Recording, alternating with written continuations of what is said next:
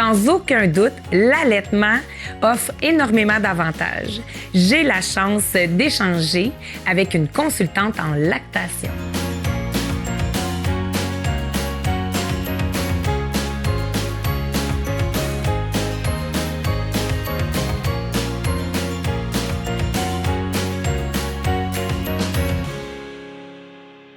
Bonjour Catherine.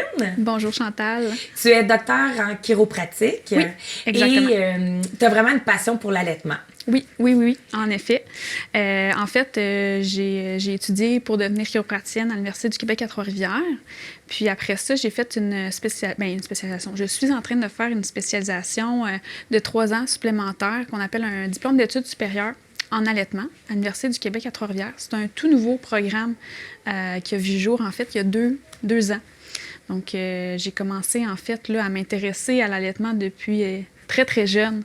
Ma mère, on est 4 enfants, donc ma mère nous a tous allaités. Puis je pense qu'à ce moment-là, je suis tombée en amour avec l'allaitement. Puis je ne pouvais pas voir mon chemin professionnel sans toucher à ça, en fait. Donc, j'ai poursuivi mes études pour aller chercher plus de confiance, plus d'expérience pour pouvoir mieux, en fait, diriger, et guider et accompagner les familles, les parents, les femmes qui désirent allaiter. Donc, c'est un peu ça mon chemin à moi. Avant d'y aller vraiment là, dans les questions plus pointues sur l'allaitement, j'aimerais aussi que tu me parles vraiment des traitements que tu fais en chiropratique. Tu sais, c'est vraiment, comme tu disais, c'est une médecine familiale que tu offres, mais tu as un petit dada, je pourrais dire, vraiment pour les enfants, les femmes enceintes. Est-ce que tu peux me parler là, spécialement de ce que tu peux apporter comme bien-être pour la femme enceinte et les poupons? En fait, en chiropratique, on a plusieurs aspects là, qu'on peut aller chercher pour les femmes enceintes, au niveau de l'allaitement, au niveau du bien-être chez l'enfant qui grandit. Donc, premièrement, là, si on parle vraiment de conditions, il y en a plusieurs. Là. Souvent, chez la femme enceinte, on va parler beaucoup des sciatalgies. Là. Tu sais, les douleurs dans le bas du dos, commence dans la fesse, s'en va jusque dans la jambe. Alors ça, on en traite beaucoup là, en chiropratique. Aussi, on peut parler des fois de la douleur là, qu'on va sentir. Les femmes enceintes vont bien se reconnaître quand je vais dire le ligament rond, là, mais à l'avant de la symphyse, là, on va se retrouver quelquefois, là, puis la bédaine grossit avec des douleurs dans cette région-là. Donc, on peut aider en fait à diriger sur certains exercices, sur certaines recommandations, puis aussi, bien, tout simplement d'aider le corps à être optimisé tout au long de la grossesse. Par après, ben, chez l'enfant, on pourra en reparler aussi côté allaitement, mais il y a plusieurs conditions qu'on peut voir dès la naissance. Par exemple, des torticolis, des plagiocéphalies. On parle souvent des coliques. Qu'est-ce que c'est ces coliques-là? Donc, plusieurs choses qu'on peut aborder. Puis je crois qu'en tant que chiropraticien, mon rôle le plus important, en tout cas que je considère, c'est beaucoup au niveau de l'éducation. Donc, de permettre là, à mes parents, aux enfants, d'avoir le plus d'éducation par rapport à leur santé, par rapport à leur bien-être, pour leur donner le plus d'outils aussi à l'extérieur. Donc, c'est surtout ça aussi le rôle d'un chiropraticien, c'est de s'assurer que la personne avec qui on commence ait des outils ensuite là, pour pouvoir bien s'atteler avec sa santé par après. Donc, oui. Puis, quand on parle, mettons, exemple de femme enceinte, est-ce que on peut venir te consulter parce que on a un siège, puis on aimerait s'essayer de voir si on préfère la version? Est-ce que c'est possible aussi de travailler vraiment le plancher, le périnée pour éviter les déchirures? Est-ce que c'est des choses que vous faites? En fait, souvent, si on revient plus à la position en siège, nous autres, ce qu'on fait, en fait, et ce qu'on ne fait pas, donc ce qu'on fait, c'est surtout travailler les tensions, créer de l'espace, rendre le bassin le plus mobile possible, ce qui peut parfois aider juste là, à donner plus d'espace pour bébé, puis plus de confort aussi pour maman. Et on n'a pas nécessairement là, quelque chose de spécifique pour dire « Ah, non, ça se fait pas, en fait. » Là, c'est des manœuvres qu'on va parler un petit peu plus médical à ce niveau-là, puis c'est pas en chiropratique qu'on fait ça. Sinon, par rapport au périnée, j'ai tendance à souvent faire de la cogestion avec mes patientes. À ABC, on en fait souvent là, de l'interdisciplinarité, donc on va faire une cogestion avec la physio-périnéale. En tant que chiropraticien, on n'aura pas nécessairement le droit d'aller faire des traitements intravaginaux ou au niveau du plancher. On peut travailler tout ce qui est l'extérieur, on va dire la coquille, là, oui. mais parfois, ça nous prend un petit peu plus. Puis là, on va aller travailler aussi avec notre équipe, avec la physiothérapie. Puis c'est souvent un bon mix là, pour aller chercher des résultats rapidement. Ouais. Donc, tu es habitué de travailler vraiment en interdisciplinarité, dans le fond, à ABC, justement, pour s'assurer de maximiser. Oui, c'est assez fréquent, en fait, que je vais voir des patients où on va être en physio aussi, on va être en ostéo, puis c'est pas tout le monde qui va se garrocher en même temps. On va vraiment s'alterner, on va communiquer entre nous pour s'assurer que les suivis sont au bon moment par la bonne personne. Donc, des fois, ça arrive que, c'est pas nécessairement moi qui est le plus efficace, puis le patient, il peut avoir de la difficulté à se positionner. Est-ce que là, je sais pas, j'ai-tu besoin de l'ostéo, j'ai-tu besoin... Donc, ça fait du bien, des fois, d'avoir une équipe qui peut nous aider à se diriger par rapport à ça. Puis en même temps, ça fait du bien aussi de savoir que l'équipe va avoir la franchise, de savoir sont où les limites. Oui, exactement, exactement. Puis justement, le fait qu'on est toujours en communication et en contact, bien, on établit assez rapidement aussi nos limites, puis on est capable de rapidement là, envoyer la patiente ou le petit bébé ou peu importe vers le bon professionnel. Génial. Quand on parle de bébé, en fait, oui. Avec notre petit bébé, tu as parlé là, du torticolis congénital qu'on entend souvent parler, qui amène souvent à la plagio. Est-ce que tu peux m'expliquer un petit peu c'est pourquoi? Est-ce que dans ta profession, est-ce que pour toi c'est important de soulager, d'enlever la plagio pendant que les os justement sont pas solidifiés en fait? Là? Oui. En fait, plein de questions ensemble, beaucoup de choses à parler par rapport à ça.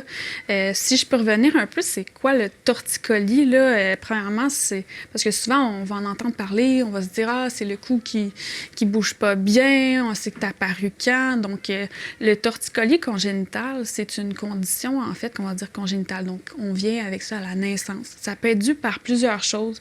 Souvent, on va prendre en compte des contraintes intra-utérines. Donc, quand le bébé était tout pris, mais c'est sûr que quand on reste 9 mois dans une position puis qu'on sort, bien, ça peut nuire. On a aussi d'autres choses, par exemple, les accouchements assistés, par exemple, avec la ventouse, les forceps, les césariennes, un bébé qui, on va dire, macrosomique, donc qui est plus gros que la normale, hein, comme souvent on prévoit, par exemple, avec du diabète gestationnel. Tout ça pourrait mener, en fait, à développer chez l'enfant un torticolis congénital. Et puis, ce qui va se passer, en fait, c'est que le muscle qu'on va retrouver là, au niveau du cou, qu'on appelle le sternocléidomastoïdien, donc qui part là, au niveau de sous l'oreille et qui va venir s'attacher là, jusqu'au niveau de la clavicule et du sternum, bien, il va se rétracter. Puis là, on va se retrouver avec un bébé. Plus le cas, en fait, va être prononcé, plus la tête du bébé va être penchée d'un côté. Souvent, les parents vont s'en rendre compte, bien, surtout maman, quand elle va allaiter ou au biberon, bien, il y a un côté que ça marche bien, puis l'autre côté, ça y va pas du tout. Donc, plus, en fait, la mobilité du cou va rester restreinte comme ça, bien, souvent, plus le bébé va garder la tête d'un côté penché. Puis plus qu'à cet âge-là, on en parlait de la plagio, puisqu'à cet âge-là, les os, ben, en fait, ils sont mobiles. Ils ne sont pas fusionnés parce que le cerveau continue de grossir. Eh bien, en restant dans une position, puis souvent, c'est rare qu'ils vont être tout de suite sur le ventre, mais ils vont développer, en fait, là, une tête plate. Oui. C'est pour ça qu'on va souvent vouloir corriger le plus rapidement le torticolis pour permettre aussi à la plagiocéphalie de se régler. Parce que après ça, une fois que le cou bouge bien, bien souvent, la plagiocéphalie, avec un petit coup de pouce, bien, elle va reprendre le chemin. Puis le cerveau, en continuant de grossir, bien, les os continuent de bouger. Et tranquillement, avec le temps, ça se replace. Donc, il y a beaucoup de crainte aussi associée à la plagiocéphalie. Souvent, on va dire, mon enfant, il n'est pas comme les autres là, à la garderie, ou il a la tête tout croche, c'est-tu normal, ça va-tu poser des problèmes?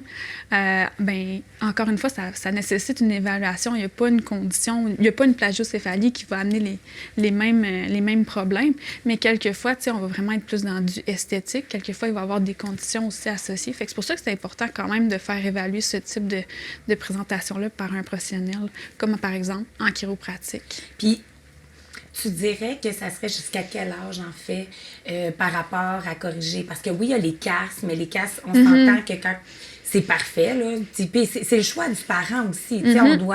On doit vraiment là, respecter le choix du parent. Mais mon questionnement, c'est jusqu'à quel âge que vous pouvez corriger vraiment par la manipulation puis que les os là, du crâne sont mobiles? C'est ça, ça revient à dire jusqu'à quand, en fait, les os du crâne. En temps normal, on va dire dans la littérature, là, ce qu'on va voir, là, c'est plus souvent vers l'âge de 2 ans là, que les os vont tranquillement se fusionner. Mais il va toujours rester une certaine mobilité là, tout au long de l'enfance, l'adolescence. Pourquoi? Parce que le cerveau ne va pas avoir complètement atteint non plus là, sa grosseur maximale. Donc, il va quand même rester un petit mouvement, mais pas autant que ce qu'on pourrait avoir avant l'âge de 2 ans. Okay. Fait que, je te dirais que le gros de la job se fait souvent avant l'âge de 2 ans pour les plagiocéphalies, mais on peut l'étaler un petit peu plus longtemps. Il faut comprendre qu'au niveau de la plagiocéphalie, le plus tôt c'est pris en charge, le plus rapidement ça va avoir un impact. Plus on attend, plus c'est long, puis plus on doit faire aussi... on doit attendre, en fait, là aussi, que la croissance fasse aussi son effet. Chaque enfant est différent. Oui. Chaque développement est différent, fait qu'on peut pas rentrer dans des carcans. Mais par contre, est-ce que tu pourrais dire que dans le fond, la plagio, le fait que ça a un lien avec le torticolis congénital, veut pas, si on garde ça quand on est bébé, ben ça l'apporte, veut pas, des conditions défavorables au développement global. Oui. En fait, souvent, ce qu'on pourrait remarquer, c'est des fois des problématiques qu'on va avoir plus au niveau développemental. Donc, on va observer peut-être certains retards qu'on pourrait avoir par rapport à une phase là, qu'on pourrait retrouver normalement, là, la phase de rampage, la phase de 4 pattes, la phase de sauter de ci, de ça. L'autre aspect aussi que moi, je constate beaucoup avec la plagiocéphalie, c'est au niveau de l'allaitement. Donc, c'est sûr que tout ce qui affecte au niveau des os crâniens va aussi toucher au niveau de la mâchoire. Donc, plus souvent qu'autrement, moi, quand je viens travailler au niveau de la plagiocéphalie, ce que je remarque beaucoup, c'est des troubles au niveau de la mâchoire également, au niveau du palais, de la formation aussi, au niveau du fond de la gorge, au niveau du fond de la bouche, au niveau de la trachée, tout cet alignement-là, la coordination entre la respiration, la déglutition, tout ça a un lien très, très, très important au niveau là, de la mobilité de ces os-là, puis de comment ils vont pousser. Donc, c'est sûr que pour nous, en tant que chiropraticiens, bien souvent, on va aller peut-être pousser un peu plus que ce qu'un médecin ou une infirmière pourrait voir, mais pour nous, c'est important parce que toute cette mobilité-là nous permet après d'aller chercher une bonne coordination au sein, au niveau de la déglutition, respiration, toutes des choses comme ça que nous, on le voit, on le traite, mais qui pourrait, pour un autre œil d'un autre professionnel, être tout à fait normal, banal, exact. Puis aussi, avoir parlé avec des psychologues, eux aussi, ils ont une inquiétude par rapport à ça parce qu'ils disent que, je sais pas si vous, dans votre profession, vous le voyez aussi par rapport à ce qu'il y a une compression du cerveau. On peut mettre un casque, on attend, on peut pour corriger le côté esthétique. Par contre, quand on met un casque, tout ça, c'est vraiment plus le côté esthétique que de vraiment donner de l'espace puis de créer de la mobilité. Est-ce que c'est quelque chose aussi que pour vous, vous voyez que ça crée une compression au niveau du cerveau? En fait, encore une fois, ça dépend du type de plagiocéphalie, du degré, mais c'est sûr qu'il faut s'imaginer que nos os crâniens, c'est comme la boîte, c'est le contenant. Puis à l'intérieur, le contenu qu'il y a, c'est le cerveau. Oui. Puis c'est sûr qu'on veut s'assurer qu'il y a de la place pour ce cerveau-là. On veut qu'il grandisse, on veut qu'il se développe, on veut qu'il se crée des connexions. Donc c'est sûr que s'il n'y a pas de place, il n'y a pas de... Bien, ça rend peut-être ces connexions-là plus difficiles. Je ne pourrais pas te dire. J'ai pas de connaissances plus que ça par rapport à ce milieu-là. Peut-être probablement justement que la psychologue, là, elle aurait plus d'informations par rapport à ça. Mais selon moi, ça fait du sens de se dire que ça a un impact sur le développement neurologique, oui. Parce qu'on le voit que ça a un impact aussi sur le développement neuromoteur chez l'enfant. Puis ça a tous des liens. Ben oui. Le corps, s'il n'était pas tout lié, il y aurait des choses qui ne marcheraient pas bien. Puis ça, on retourne un petit peu par rapport à l'allaitement. Oui. Oui, qui est ta passion. Oui. Est-ce que tu peux me parler un petit peu de ce que tu peux apporter à la maman? Puis après ça, on reviendra un petit peu au bébé et tout ça. Oui. Qu'est-ce que tu peux apporter à la... Parce que c'est une phase... dépendamment des parents, parce que des fois la maman, sans s'en rendre compte, le bébé, il monte au sein, puis ça va bien. Oui. Mais des fois, c'est tout autre. Hein? C'est beaucoup plus difficile. Mm-hmm. Ce qu'on s'imagine et ce qui se produit n'est pas toujours connecté ensemble. Oui. Puis souvent, quand je vais commencer mes soins, par exemple, avec la femme enceinte, je vais lui poser des questions par rapport à ses attentes envers l'allaitement. Puis je lui propose, est-ce que vous aimeriez ça, que je vous guide, que je vous donne de l'information par rapport à ça, que je vous soutienne. Puis une fois qu'on a établi un peu plus son plan de match, qu'est-ce qui se passe, comment elle voit ça, j'essaie d'aller lui permettre d'aller chercher les outils, des fois que ce soit justement en venant chercher des formations ici au centre prénatal, avec d'autres professionnels. Donc, c'est le problème que je vois souvent avec l'allaitement, c'est que l'équipe autour ou les personnes qui soutiennent autour de l'allaitement, ils se contredisent. Oui. Il y a beaucoup de contradictions au niveau de l'allaitement. Puis, qu'est-ce que ça l'amène? Ça l'amène beaucoup de confusion chez la femme. Et, au final, on se demande, est-ce que je fais la bonne chose? On se questionne. Puis, des fois, on se démoralise. Donc, oui. On finit par abandonner, des fois, sans qu'on aurait voulu nécessairement. Donc, je pense que mon avant, là, que l'allaitement débute, mon rôle, c'est beaucoup au niveau du soutien, m'assurer que autant maman, puis souvent, je vais faire venir aussi le conjoint pour que j'aille de leurs deux côtés comment ils voient ça, de s'assurer que la famille autour soutienne cette action-là. Donc, tout ça, c'est très, très, très important pour maintenir un bel allaitement tout au long. Après ça vient le grand jour, la naissance, comment ça s'est passé, tout dépendant aussi de comment l'accouchement s'est passé. Des fois, on peut se dire, moi, j'ai voulu accoucher vaginal, finalement, on finit, j'accouche en césarienne, je suis médicamentée, je suis dans les vapes, on n'a pas pu me mettre bébé sur moi. Tous ces scénarios-là vont jouer aussi en grande partie au niveau de notre expérience d'allaitement. Puis aussi du déclenchement de cet allaitement-là.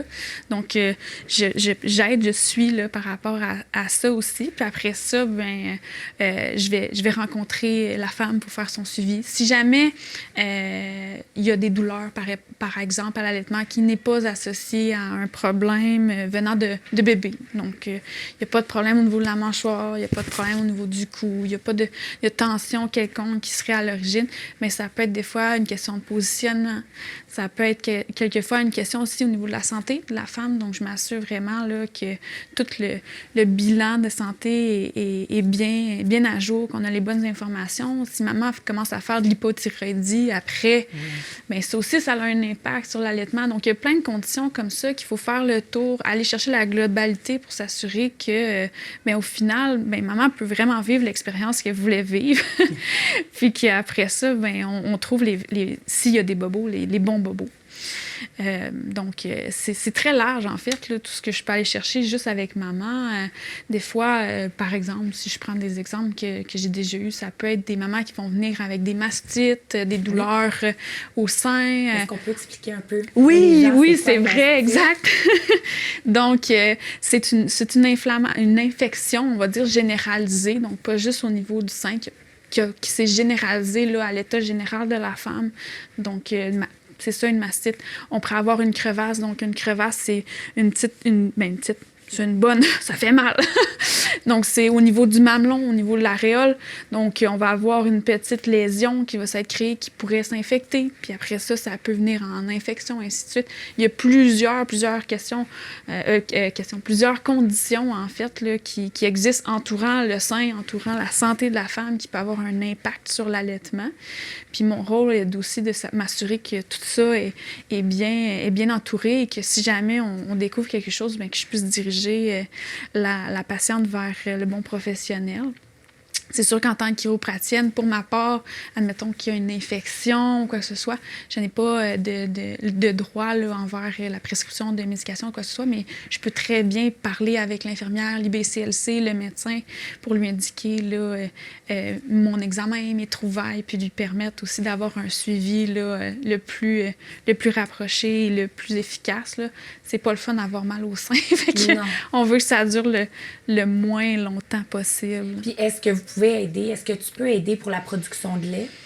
Ah, ça, c'est une bonne question. En fait, il y a tellement de sources provenant de la production de lait. Il y a des sources mécaniques que certainement, là, en chiropratique, on peut aider. Premièrement, juste avoir une bonne prise au sein peut grandement aider à la bonne production. Donc ça, c'est sûr que c'est la première chose qu'on va regarder là, quand on voit que maman observe là, une insuffisance au niveau de son lait. On va aussi beaucoup questionner au niveau de l'environnement. Par après, des fois, juste les tensions chez maman, d'avoir tellement de tensions, on est toujours penché, mal dans le dos, mal dans les épaules, stressé de ne pas être capable d'allaiter, de juste pouvoir enlever tout ça, d'enlever ce stress-là, de détendre, ça peut aider aussi à augmenter la montée laiteuse. Donc, c'est toutes des choses comme ça là, qu'en évaluant, on sait beaucoup mieux vers quel type de traitement ou plan de traitement diriger la patiente. Là. Ouais. Puis, tu as parlé de mastite, des fois, il peut avoir des canaux bloqués. Oui. Est-ce que c'est des choses aussi que vous pouvez, que tu peux, entre autres, en fait, débloquer, je sais pas. Là, il y a plusieurs choses à faire. Ben, tu sais, juste par exemple, les mastites, il y a des études qui ont sorti comme quoi l'ultrason pouvait aider. Donc, des traitements de 5 minutes qu'on peut aller faire avec un ultrason. Puis après ça, si on voit qu'en l'espace de 3 traitements, il n'y a eu aucun changement, normalement, on va faire une référence médicale. Mais de base, tu sais, par exemple, la mastite, il va y avoir une recommandation de prendre des anti-inflammatoires qui est tout à fait correct de prendre avec l'allaitement. Il n'y a pas de problème. Puis de mettre de la glace. Puis on va aussi avoir certains types de massages lymphatiques qu'on va pouvoir montrer à la femme. Des recommandations. Des fois aussi, les mastites vont apparaître à cause de mauvais usage de certains dispositifs, par exemple les tire-lettes. Oui. Donc, toutes ces choses-là, en fait, on regarde autour, on voit qu'est-ce qui a pu occasionner ça. On essaie de corriger, en fait, premièrement, l'origine du bobo, puis après ça, on s'attelle à soulager maman avec les bons traitements, puis au besoin référer si ce n'est pas notre ressort. Donc, oui, en effet, là, canaux bloqués, ampoules de lait, tu sais, il y a plein de choses qu'on peut aller... Les ampoules de lait, c'est aussi, est-ce que tu peux expliquer c'est quoi? Oui, les ampoules de lait, en fait, ça, c'est une question qui m'est arrivée souvent. Maman arrive, hey, j'ai un bouton sur le mamelon, tu sais, c'est blanc, j'ai essayé de le percer, est-ce que c'est correct? Je suis comme, ça s'appelle une ampoule de lait. Puis souvent, ce qui va se passer, c'est qu'au niveau là, des canals par où le lait va sortir, il va se créer une petite membrane. Puis cette membrane-là, ben ça va juste empêcher le lait de sortir. Fait que là, on voit en fait le lait perler à l'intérieur de la membrane. Ce n'est pas nécessairement recommandé de le percer à cause du risque d'infection. Par contre, ce qu'on va recommander, c'est tout simplement d'allaiter, mettre des compresses d'eau chaude pour essayer qu'il se perce naturellement. Puis puisque le lait a plein de bienfaits aussi au niveau antiseptique, au niveau antibactérien, antiviral, bien, qu'il se perce de soi-même, le risque d'infection est beaucoup moins important que si on prend une aiguille, par exemple, puis on décide, ou qu'on y va avec nos ongles, puis on essaie de... c'est peut-être pas la meilleure solution. Tu disais aussi, tantôt, que tu vas aller regarder, entre autres, tu sais, une maman qui a de la difficulté à allaiter, elle va allaiter dans ton bureau. Oui. Tu vas vraiment regarder, oui, la mécanique, la posture de la maman, mais tu vas aussi regarder beaucoup la mâchoire. Est-ce que tu peux m'en parler un petit peu plus? En fait, au niveau, juste par exemple, quand on va regarder bébé, la prise au sein, on va regarder l'ouverture. Est-ce que bébé est capable d'ouvrir au moins à 110 degrés? Donc, on va aller chercher quand même une bonne ouverture. Par après, est-ce que c'est symétrique? Est-ce qu'il y a juste un côté ou l'autre qui ouvre? On va aussi souvent l'évaluer par rapport aux freins de langue, aux freins de joue. Donc, on va aller évaluer la tonicité au niveau de la déglutition. Fait que la déglutition, c'est quand on avale. Donc, on va aller évaluer le rythme. Quand j'avais parlé tantôt de coordination, et bien, quand bébé boit, ce qu'on va souvent remarquer, c'est qu'il y a comme un ratio de 1 pour 1. Je respire, j'avale, je respire, j'avale. Je suis content, là. Tu sais, ça va vite. Ouais. Puis quand on est un petit peu plus dans la stimulation, là, tu sais, le lait n'est peut-être pas nécessairement en train de sortir, bien là, on va avoir beaucoup de tétés, tétés, tétés, tétés, tétés. J'avale. Tété, tété, tété. Donc, ça va être plus lent. On va avoir un ratio des fois de 8-12 tétés avant d'avoir là, une déglutition, un avalement. Puis c'est normal hein, d'avoir ce genre de variation-là, tout à fait, parce que le lait, comment il est produit, comment il est sorti, est en fonction d'une hormone. Puis cette hormone-là, elle vient par pic. Donc, on va sécréter un haut pic de cette hormone-là. Et puis là, le lait va sortir ce qu'on appelle le réflexe d'éjection. Donc, le lait sort, et puis là, on a environ 1 minute, 2 minutes. C'est super, il y en a plein qui sortent. Puis là, ça va se recalmer. Là, on va stimuler, et le bébé, en stimulant, qu'est-ce qu'il fait? Il ramène une hausse de cette hormone-là, et puis là, un autre réflexe. Donc, c'est très comme ça, en fait. On va avoir des hauts, des bas, et c'est normal, c'est ce qu'on recherche. Pour toi, l'allaitement, c'est quoi les principaux bienfaits? Ah, il y en a trop. En fait, autant chez la mère que chez l'enfant, il y en a beaucoup, beaucoup, beaucoup. Si, par exemple, on va chez l'enfant là, par rapport à des conditions qu'on pourrait retrouver dès la naissance, si je parle d'entérocolite nécrosante. Donc ça, c'est un gros terme, là. Mais qu'est-ce que ça veut dire? C'est en fait une inflammation qu'on va avoir là, au niveau de l'estomac quand le bébé naît. Okay. Puis c'est quand même une condition qui est très... qui est très, très, très, très intense et qui peut mener des fois à la mortalité chez l'enfant. Et le lait maternel protège de cette condition-là.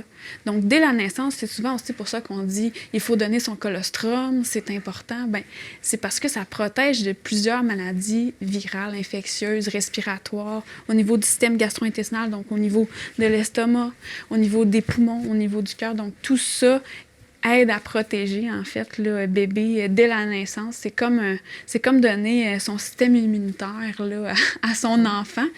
Puis, l'autre aspect qui est super intéressant, c'est que dans le lait qui se module en fonction des besoins de bébé. Donc, bébé est malade, par un mécanisme super intéressant, eh bien, le lait va se moduler, va créer plus d'anticorps pour venir pallier l'infection à bébé. Et le tout juste en prenant son enfant. En le mettant contre nous, en faisant du pot à pot, on est capable de sécréter en fait ce que bébé a besoin. C'est vraiment fabuleux. On ne verra jamais ça, en fait, là, dans des produits commerciaux. Là. On va toujours avoir la même recette. Donc, ce qui est fabuleux par rapport au lait maternel, c'est que ça s'adapte. C'est vivant, tout ça, puis ça permet en fait à bébé de bien débuter, de bien vivre à travers tout ça. Puis, juste prenant par rapport à maman, bien, le lait, on avait parlé des hormones tantôt, mais les hormones, ça, c'est aussi important pour... Tu sais, après l'accouchement, c'est quand même un gros événement. Oui. Puis des fois, on peut vivre un peu ce qu'on appelle le baby blues, hein, tu sais, oui. C'est difficile. Donc, l'allaitement peut aider aussi par rapport à ça, à juste remonter la pente, nous faire sécréter des hormones qui nous fait sentir bien, qui nous fait créer des liens avec notre enfant, qui crée une atmosphère sécuritaire aussi pour l'enfant. Donc, on peut diminuer aussi le stress par rapport à l'environnement. C'est nouveau pour un bébé, là, tout ce bruit-là, toutes ces sensations-là, mais d'être collé contre maman, d'avoir le lait, tout ça, ça peut venir, en fait, sécuriser. Fait qu'il y a beaucoup, beaucoup de choses. Je pourrais en parler pendant des heures, là, sérieusement. Il y a tellement de bienfaits, là. Si je pense juste à quand bébé naît, il y a comme 2 systèmes qui ne sont pas complètement finis. Le système gastro-intestinal, puis le système nerveux, soit le cerveau, les nerfs. Puis pour pouvoir continuer à faire progresser, grandir ces 2 systèmes-là, bien, le bébé a besoin de certains nutriments. Certains nutriments qui sont, comme de fait, ultra riches dans le lait produit par maman, mais qui ne seront pas nécessairement dans les mêmes quantités qu'on pourrait remarquer dans les formules. Exactement. Donc, juste dans le lait maternel, on peut retrouver des substances qui vont aider à développer une gaine, une myéline qu'on appelle autour des neurones, qui vient protéger, en fait, les connexions qui se font. Fait que c'est super, c'est quand même assez intéressant de voir qu'on a un impact sur la santé du système nerveux de l'enfant. C'est vraiment passionnant. Donc, une maman qui aurait de la difficulté, qui est un petit peu découragée, mais qui veut continuer à allaiter, tu lui dis, viens me voir, puis on va essayer d'évaluer le besoin. Oui, exactement. Je te remercie énormément. Ça fait plaisir.